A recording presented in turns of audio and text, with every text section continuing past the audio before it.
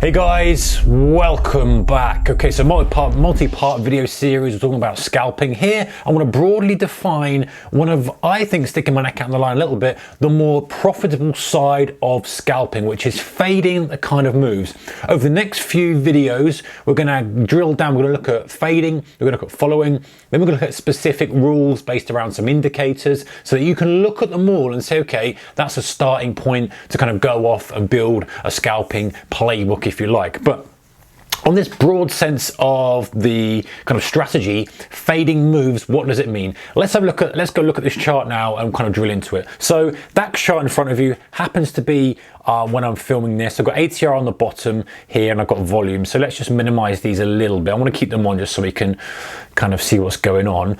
Right, so the idea of a fade move is that fading, we want to look for areas where the market will turn in the other direction.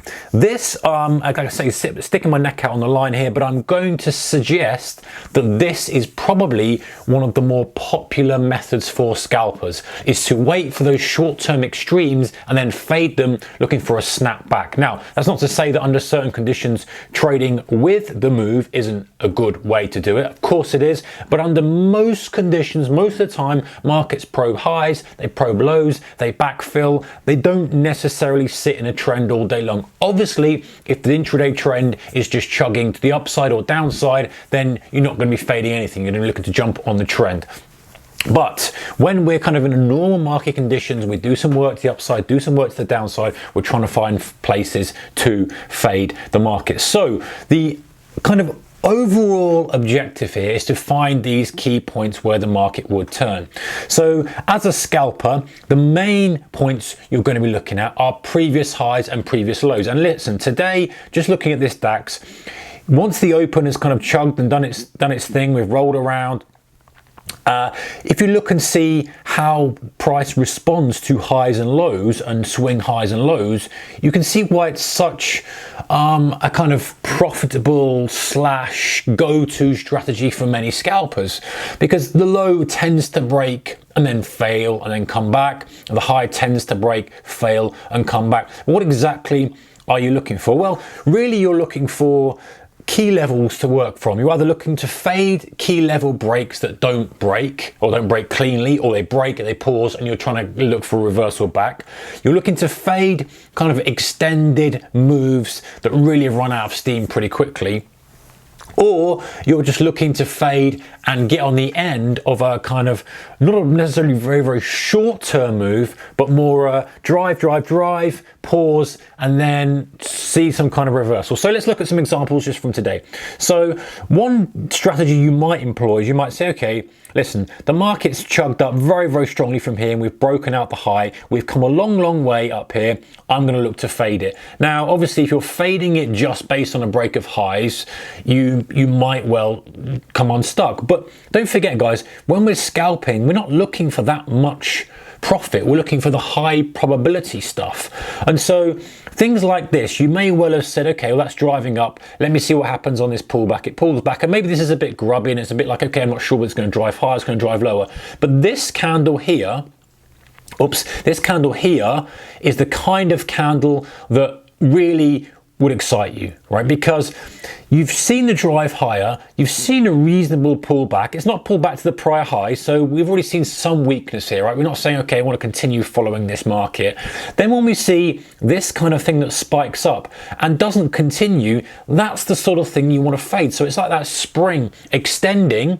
Yes, this is a big extension. It may well be a brand new fresh uptrend. You might be like, okay, well, I just want to be careful of that. I don't want to get involved in it yet. It's pulling back. Let's see how it behaves at the prior high. Oh, it's pulling right back through. Okay, confusion. Don't forget, when you're scalping, guys, if there's any ambiguity of whether you should be long, whether you should be short, you stay out, because that's the one thing that will get you in trouble. But then when you see these kind of spikes back up above that prior high that fail, then you can say, okay, my chance of having a short here for a retracement back, fading this spike, is quite good. Now, I could sit here and say, of course, you're going to sell that high, but you're not. right? Your likelihood is you're not. You're going to watch that and you're going to see it come back down and start to fail and think, right, we could quite easily come back and test this low here. Let me see if I can scalp some out based on the fact that we've seen weakness but the reason that we haven't broken out, the reason that we've come right back into that, the reason that we've pushed out and then started to fail, your stop will be very tight above that high and you'll be looking for a drive back to the low. Now,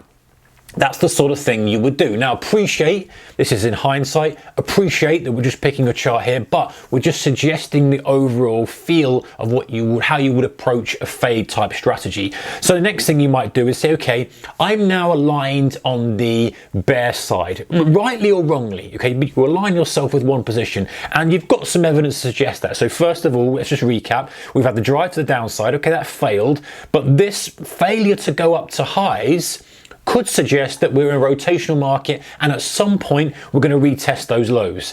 And as a scalper, especially as a fade scalper, you are looking to trade at the high of the chart back into the center of the chart rather than the low of the chart for a continuation, because you're fading moves. So any little pop to the upside, you're looking to fade. So once you've kind of aligned yourself with that, then you're looking for little short-term extremes. So stuff like this, 2 or 3 candles to the upside, starts to fail, you have a little go to the downside for a short, maybe you get stopped because you take that one a little bit early, maybe you get hold of one.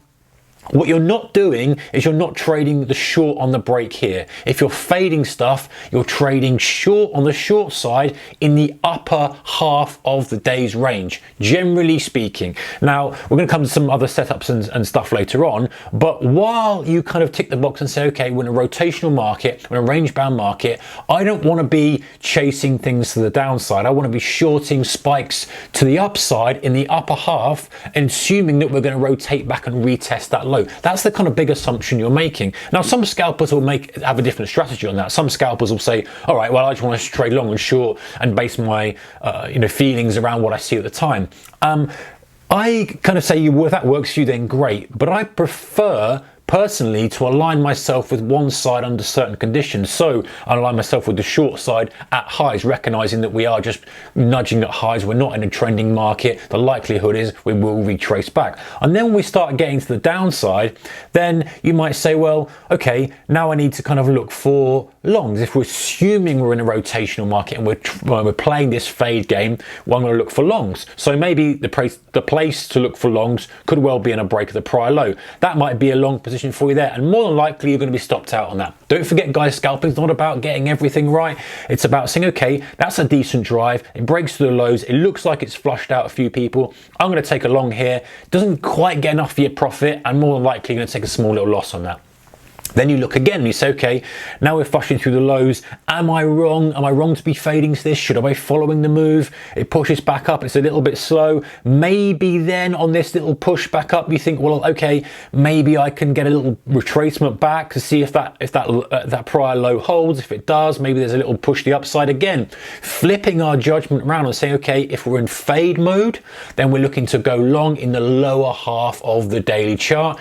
We're going to short in the upper half of the daily chart. Now, of course, at some point, if we go from rotational market to trending market, you're going to get run over, and that's where you kind of use your judgment and say, well, actually, yeah, we did a bit of work to the upside, now we're downside, and now we're not quite doing stuff. But the point is, you're looking to see the size of the rotations, so the drives, how much we're moving from low to high, how much are we from the from the VWAP to the high, then extrapolate that down to the downside, and then looking at that for areas to fade. So we might do something like this. We might say, okay, there's our high to low there, about 36 points. Oops, if I just drag that up there, we can see that. Yeah, about 36, 40 points, we'll call that. And then I go, okay, let's have a look on here. And I go, right, so where's our high to low here? So I go down, I start to extrapolate it down. I go, okay, well, there's about 36, 40 points. Okay, this is a little trick, by the way, guys. You can then say, at that level might be the point where I start to look for my long. So yes, you may well take that and get stopped out because it's around that level. You may well look to kind of fade these moves here. And some people say, well, you know, some people look at scalpers and go, well, how are you finding these tops and bottoms? It's things like this. It's making assumptions and saying, okay, well, if we assume that we're rotating around the VWAP, if we assume that we're going to probe to highs, probe to lows, and ultimately go back to the middle before the US opens, that's a relatively reasonable assumption based on other things. then why would you not have a go on the downside? It doesn't matter where you're going, as long as you're managing your risk and you're keeping it capped, then it makes perfect sense. So just kind of keeping that in mind, guys, of if you're in a fading mode, that's perhaps the thing you want to do. And then you might say, okay, well, we're looking at 35 to 40 point rotations here, right? So I'm going to get my trend line out. I'm going to go, okay, how long is it? How much is it up to that high, from high to low? Oh, look, if we go to the high there, it's about 40 points. So you're getting yourself in line with the market. So you might say, well, I didn't get involved on the long side there, but I'm happy to fade a push back up at a 40 point with no pullback, push back up, because look how many moves we've had that have been 40 points today. Whatever just drive was pre-market, it's about 50 points, so a little bit of an extension, but the order of magnitude is about the same. Yes, that's far more dramatic, that, but these little drives here are all kind of the reasonable order of magnitude. So you can say, right, this is where I want to look for the reversals. This is where I want to get involved. This is where I want to do some business. And again, even the basic stuff like fading, do double tops. So you get to your 40-point move, and then you start looking for secondary tests, third tests that fail, then looking to scalp from those. So it's, you know, we're going to go through some specific setups that you can look at later on, but I think these kind of things, and aligning yourself with the overall conditions of the market and recognizing what's happening during the day that you're trading, that's the key to the whole thing. It's not kind of forcing a specific trade on to the day. It's saying, okay, what's happening in the day, right? Are we rotational? Are we trending? What sort of range are we having before we're kind of reaching a crescendo and a pullback? What levels are we rotating around? You know, in this day specifically, it's very obvious the VWAP is playing quite a key role. You know, it's held for quite a long time, then it's broke, then it's held again, and it's pushed back up. And you know, these things very rarely touch to the tick, but it gives you an idea of where you want to start fading the moves.